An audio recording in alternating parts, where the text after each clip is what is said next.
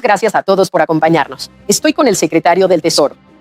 Hablemos de comercio y aranceles, pues el presidente Trump marcó el tono antes de llegar, amenazando con aranceles a los aliados europeos. Hasta que apoyen sus planes de adquirir Groenlandia, ¿cómo justifica tomar el control de un país cuando, de hecho, Dinamarca y Groenlandia han dicho que no están interesados? María, creo que el presidente tiene una visión muy firme sobre la seguridad del hemisferio occidental y cree que Estados Unidos no debería externalizar nuestra seguridad nacional. Él considera que Groenlandia es esencial para el escudo antimisiles Golden Dome. Y también, el presidente, como de costumbre, es el movimiento después del movimiento que, como parte de la OTAN, creo que le preocupa al presidente que, si hubiera una incursión en Groenlandia, Estados Unidos sería llamado a defender Groenlandia.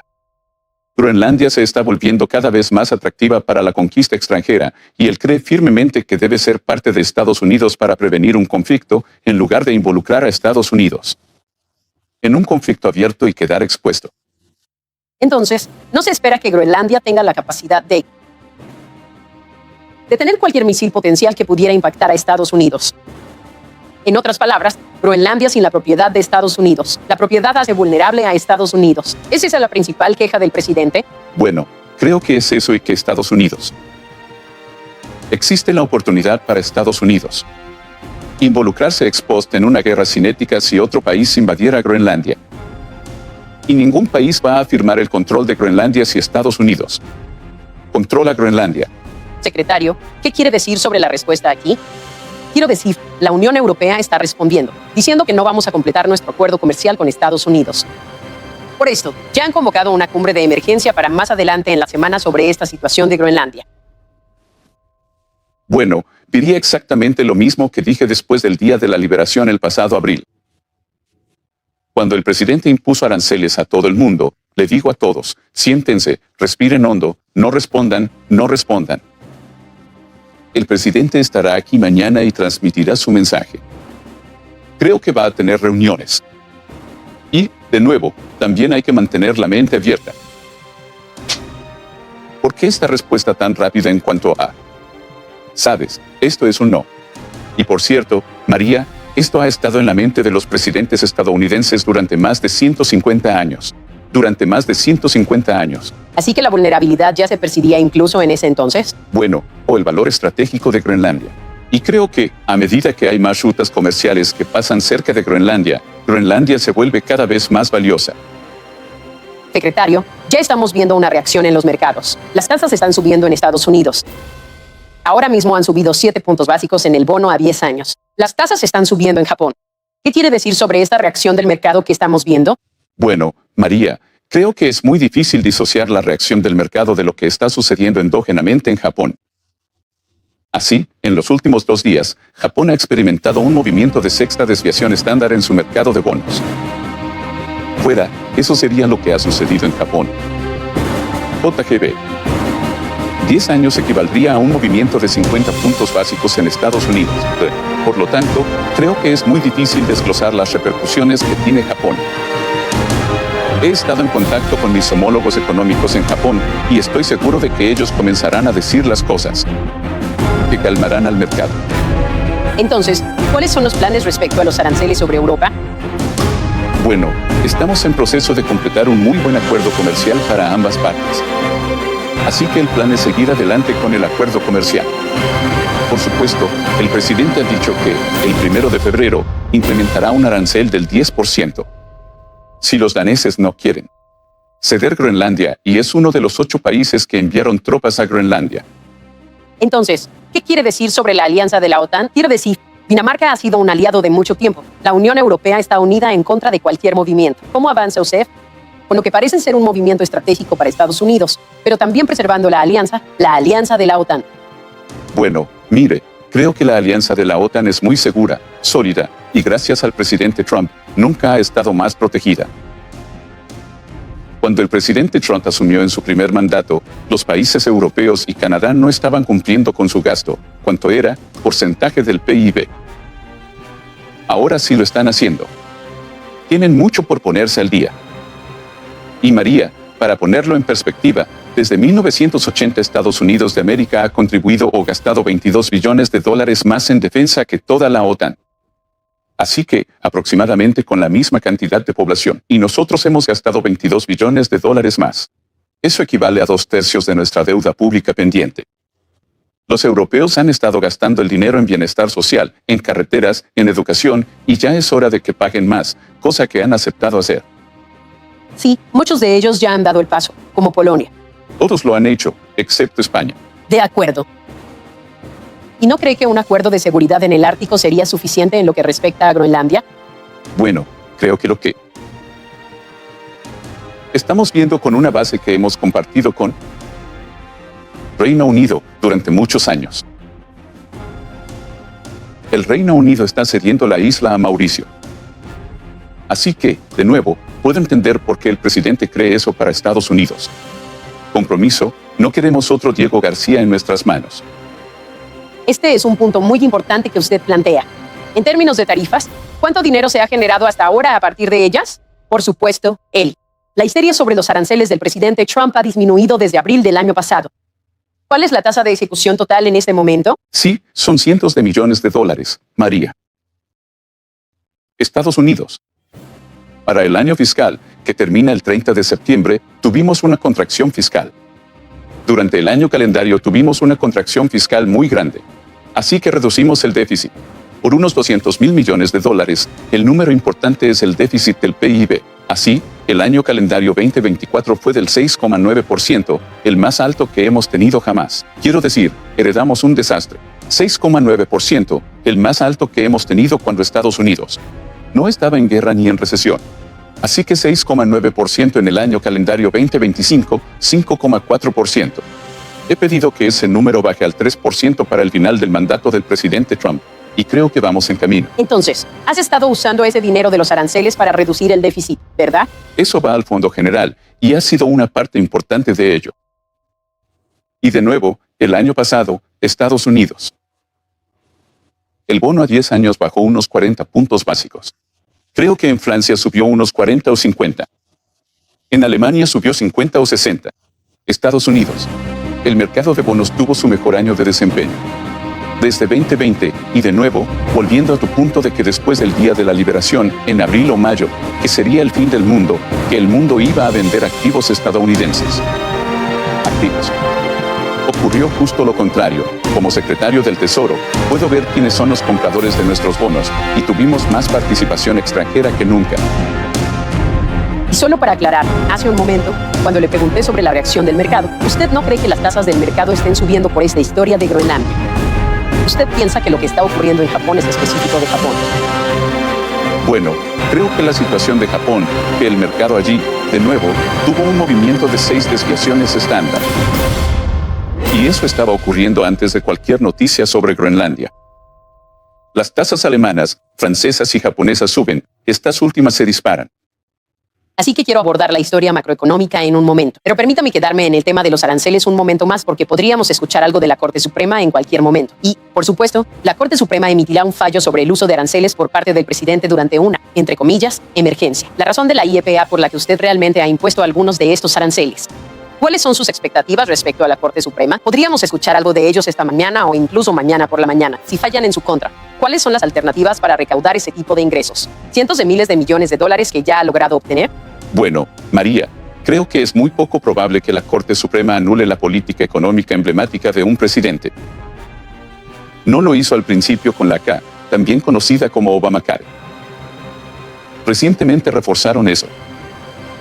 Y el verdadero problema aquí es: el presidente Trump ha utilizado la IEPA como herramienta de negociación en situaciones de emergencia geopolítica.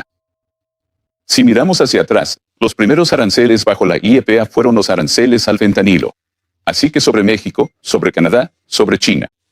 Y si el fentanilo no es una emergencia nacional, no sé qué lo sería.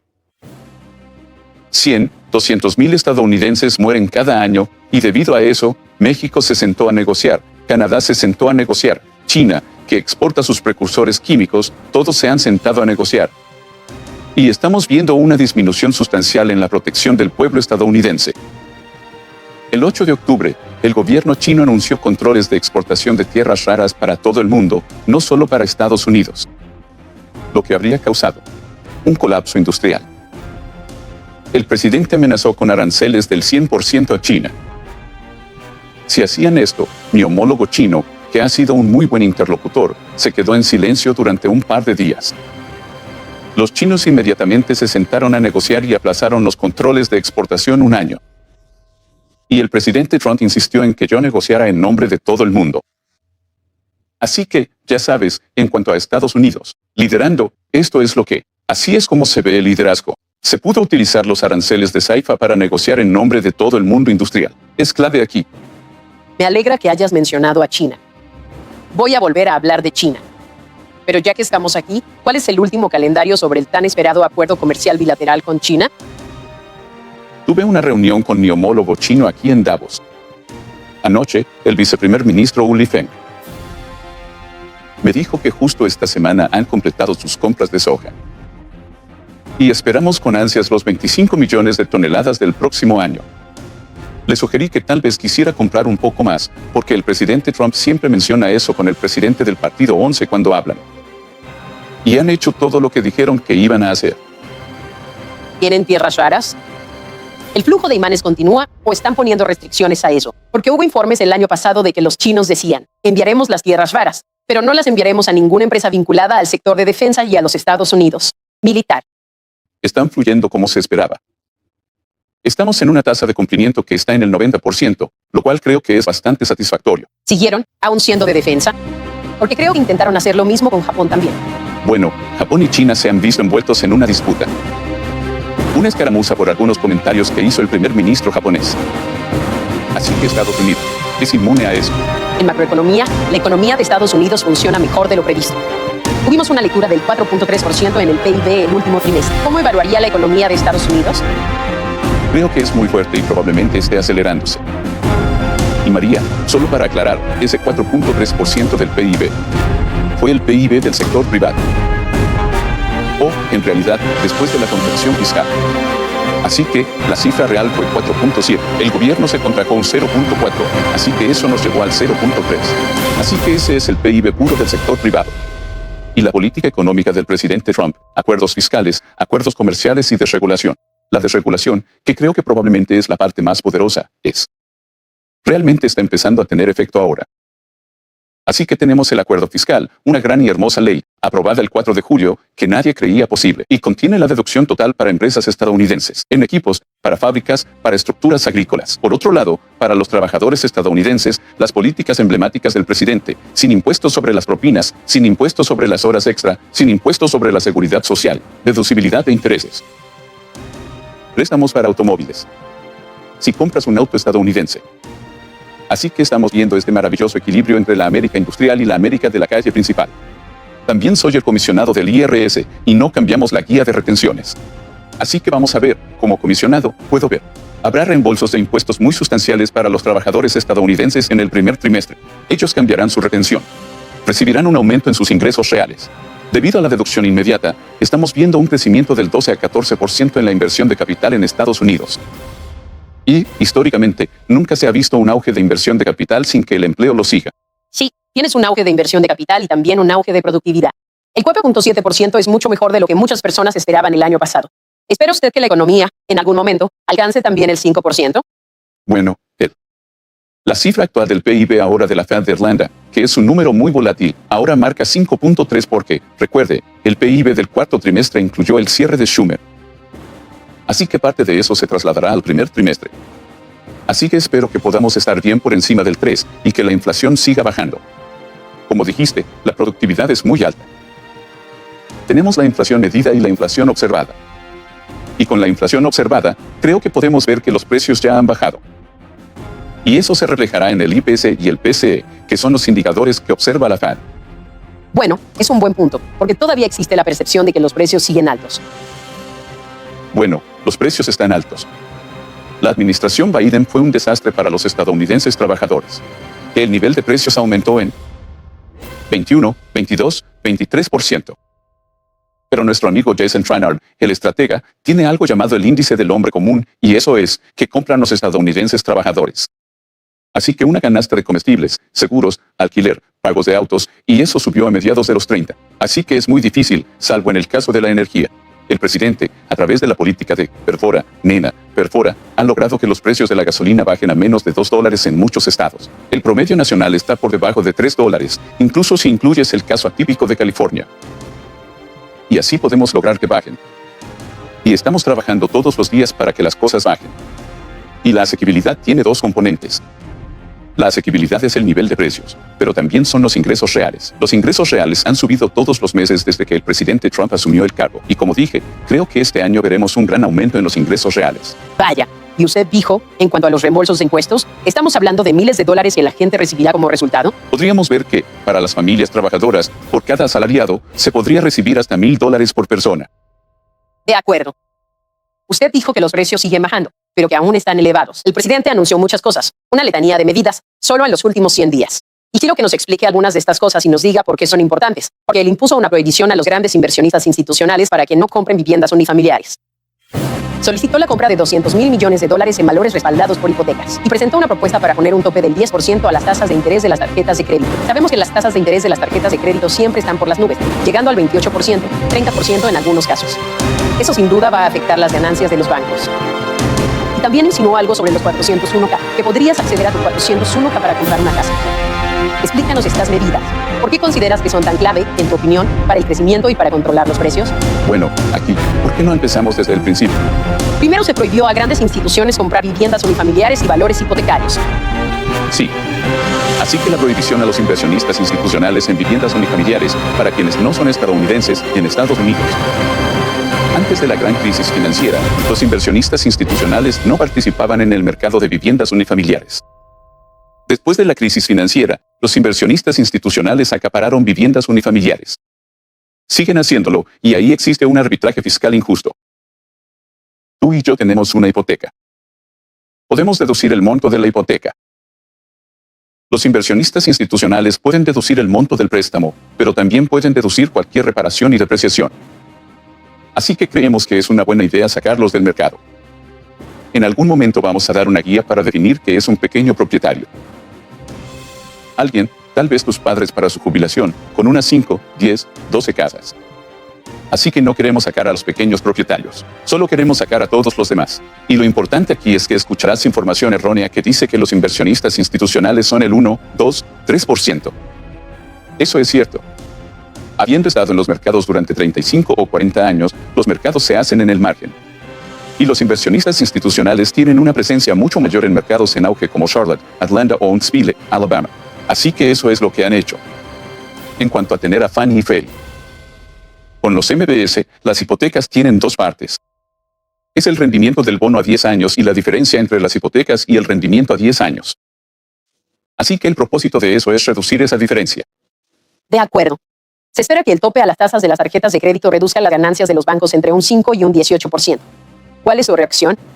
Hemos hecho mucho este año. Las acciones bancarias están en un nuevo máximo.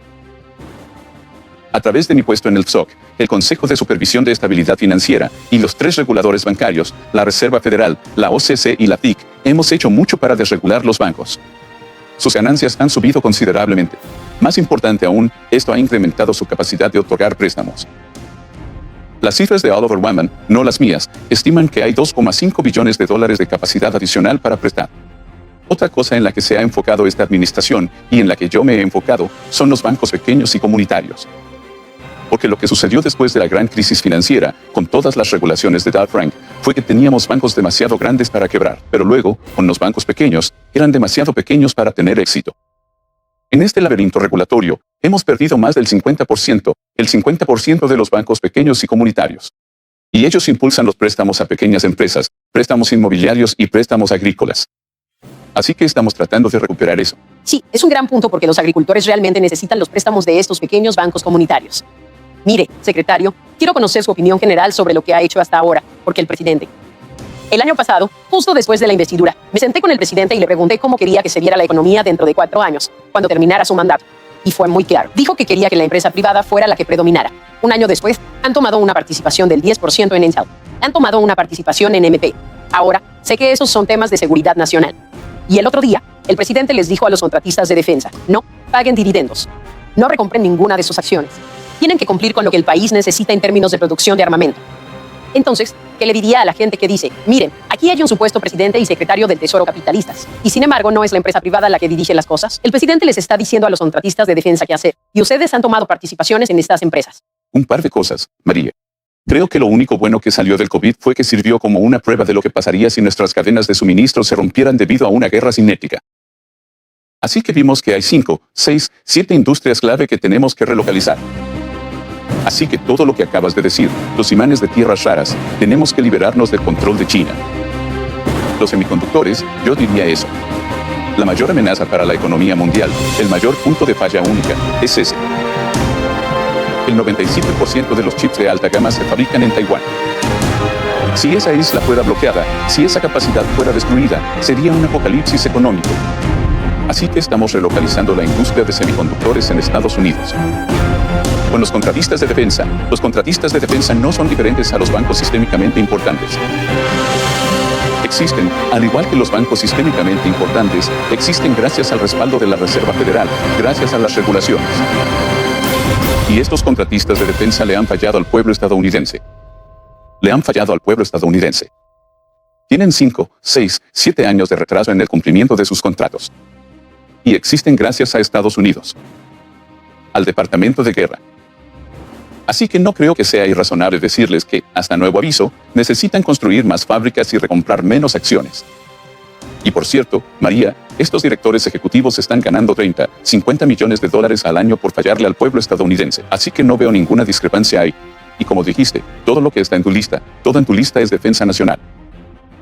Así que una vez que ellos alcancen algún nivel normalizado de retraso, no sé si son 2 años, 3 años, entonces podemos hablar de eliminar esas restricciones.